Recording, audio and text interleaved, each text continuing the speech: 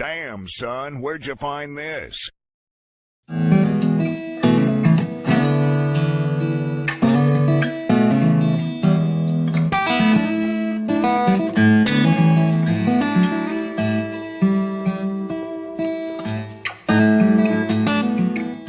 I remember the first moment I knew I wanted to pursue music. I was about 7 years old in church. I'm a PK, a preacher's kid.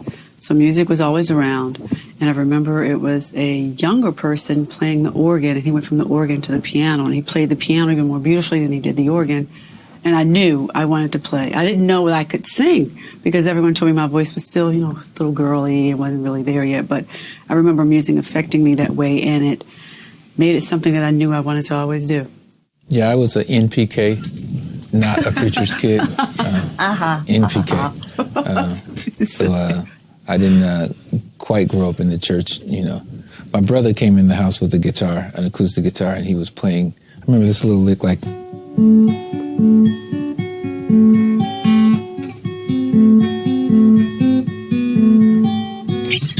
That's beautiful. Something that I couldn't figure. Exactly.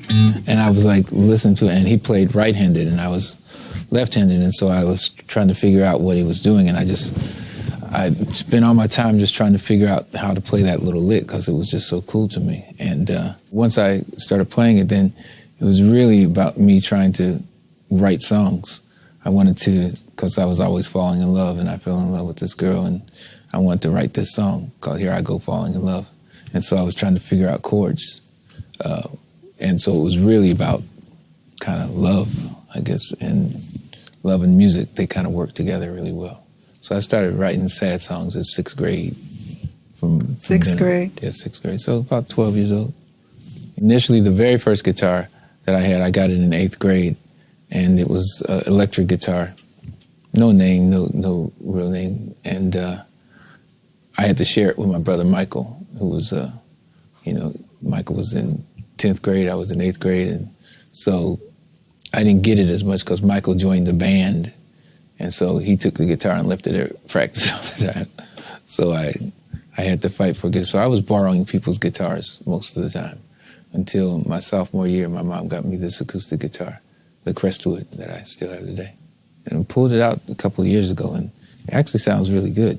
So I kind of use it now in the studio every now and then. But that was, I went through a number of, from Martins to Taylors to Epiphones, and going through a lot of different acoustic guitars.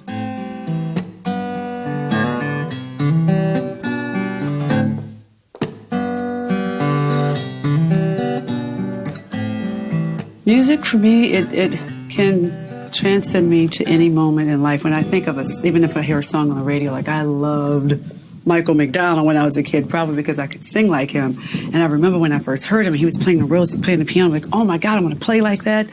And it made me know that I wanted to be a performer, and the feeling I got was powerful. I was kind of a country little kid, very religious, wore dresses all the time. So I was a kid, was definitely not in the A group, ever. And when I played the piano and I performed and sung, it made me feel like I belonged, like I was part of something even bigger than that clique I thought I wanted to be a part of. I think you touched on something there. Music is the one thing that can, from listening to it, it can take you anywhere, at any place and any time. Something that you can hear, and suddenly you can be in the room with your mom, with your dad, your grandparents. It takes you, it's kind of like the sense of, if you smell something sometimes, and it'll take you back, it'll give you a memory, and looking at a picture. But music is the one thing that you can have your eyes closed and not smell anything, but you hear it, and it can take you right back to that moment. So it's all kind of moments that it can take you to, everything.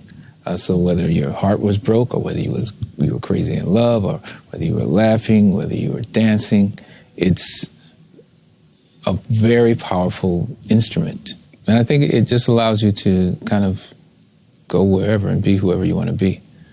Even in writing the music, and when you're writing for other people and trying to imagine who they are and how they feel, it allows you to go different places and it's kind of like acting to a certain extent.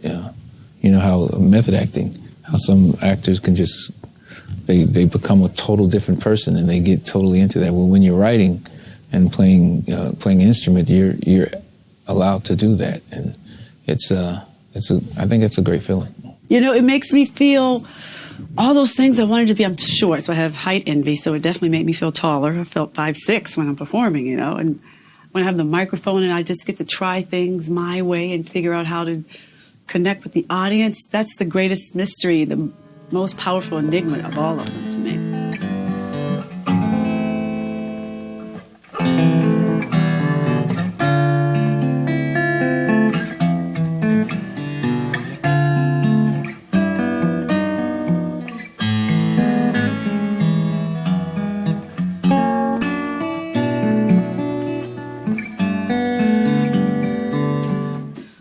Well, I was going through a dark period in my life. I hate to call it a dark period, but it was not my brightest moment. And I was going to be done with the music business. I was going to retire. I was definite about it. I had fallen out of love with it, which is the irony of all that. But I wasn't going to do it anymore. Going to hang up, put my microphone up, and close the door forever. And a dear friend of mine, Babyface, called me up. He heard, "How did you find out about that?" Your sister? Anyway, my sister, Trader. My sister called him up and said, "You have to talk to Toni. She's thinking about retirement, and you can't let her do it." And he called me and said, "Toni, it's not time. Everyone goes through this phase. Even with something you loved so much as music, you don't know that you still love it. And you're just angry at yourself, but you got to forgive yourself and get back to the artistry. Don't care about selling a record. Don't care about the business of it. Just get back to the artistry and performing and doing what you love doing." And because of his words and other people who reached out to me, like Anita Baker, Madonna even, Missy Elliott, so many great artists, it encouraged me to think twice about it. And once I got in the studio with him as a sample, I fell hopelessly in love again. So here I am. It's about passion. It's about listening to music, listening to all kinds of music. I agree with that. And becoming passionate about it. And first, just loving music. What happens to a lot of people, they get into the business of music. And that's not why we're here. We're here for the spirit of music and what music makes you feel like and makes other people feel. Michael Jackson always used to say to me, every time I would sit with him, he goes, "Don't you love music?" I say, "Yeah, no. Don't you love it? Don't you just love it? Isn't it like the best thing in the world?" And that's where his heart was all the time. That's what made him, he always wanted to be the biggest and the best. But behind all that, it was his love for music and what it does for you. And this is like, it's the funnest thing in the world. It is. The fact to be able, this is what we do. This is our job. This is, and the fact that you can have, that it can be a business. That's what a blessing that is. So,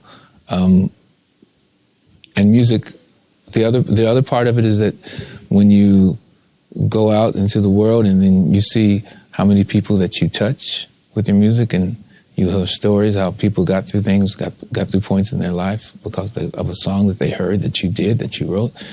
Well, so it becomes an extension of yourself. Almost becomes a responsibility to do the best that you can do so that you can touch other people and raise their spirits.